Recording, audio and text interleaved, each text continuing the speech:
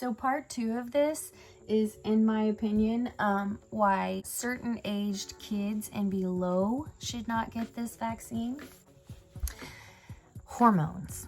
You go through puberty at the age, it can be anywhere from 9 years old up to 18. Those are the normal ages for puberty. Usually it comes on around ages 10 through 14.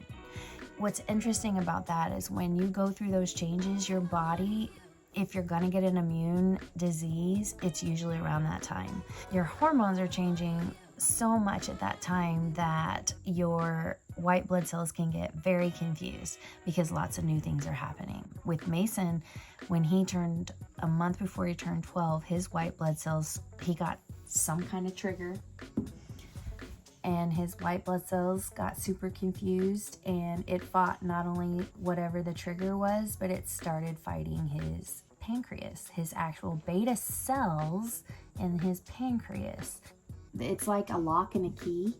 Like if this is your lock and you have this key, there's only one thing that'll work there, okay?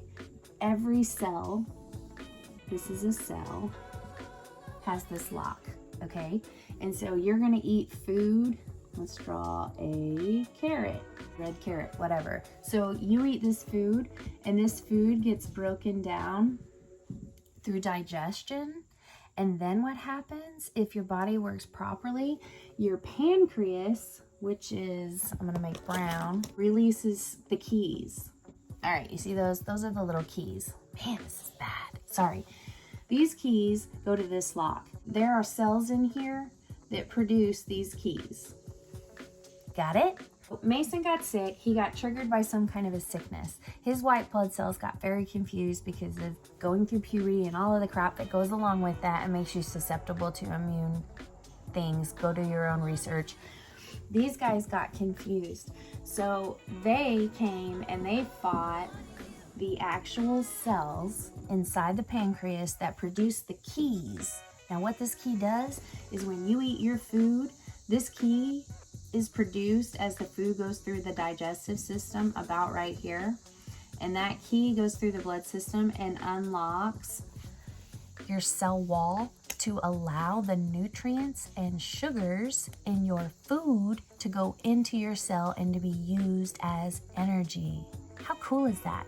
If your body works properly, when you eat, I'm gonna repeat this, your pancreas produces a key to unlock the cell wall to let the sugars and the nutrients from what you eat go into your cell and give you energy. Now for Mason, someone with type 1 diabetes, not type 2 diabetes. Type 1 diabetes is an autoimmune disease. That means that his soldiers, his white blood cells got completely confused and fought him for no apparent reason. Nobody knows why. So his soldiers fought the beta cells in his pancreas, so he no longer gets those keys. So his locks always stay locked. So he would die.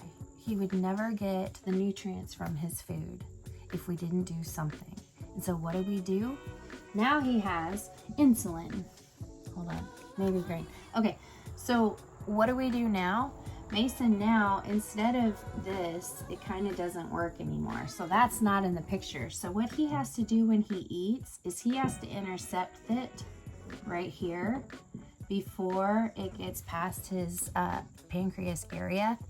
None of that really matters, but the whole point is that he has to intercept the food and he has to give himself insulin. And he has to use it as a shot. Every time he eats, he has to know the number of carbs in his food.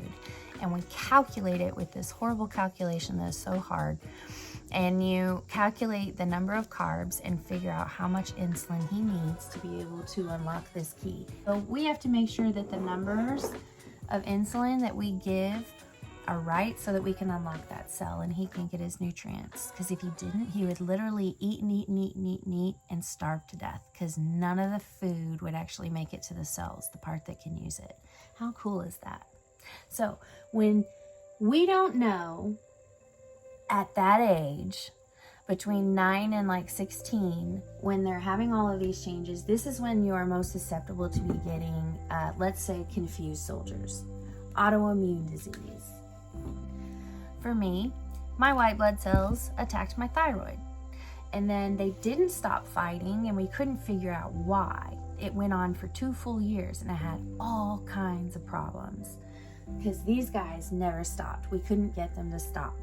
So at 16, we figured out that it was lupus. And so it took something very specific to get those guys to stop. That was hydroxychloroquine, which I find very interesting that now the medical field is recommending hydroxychloroquine, which is an immune suppressant, which means it tells these guys to, dude, chill, stop fighting everything, we're okay. I find it interesting that now what I use as an immune suppressant, not now, because I could, it's been prescribed for me, but I'm trying to control my lupus in other ways. I'll explain that later. So hydroxychloroquine is telling my immune system to chill, and now they're prescribing that for COVID patients as a preventative. That's a suppressant. A lot of these brings up a lot of questions, doesn't it?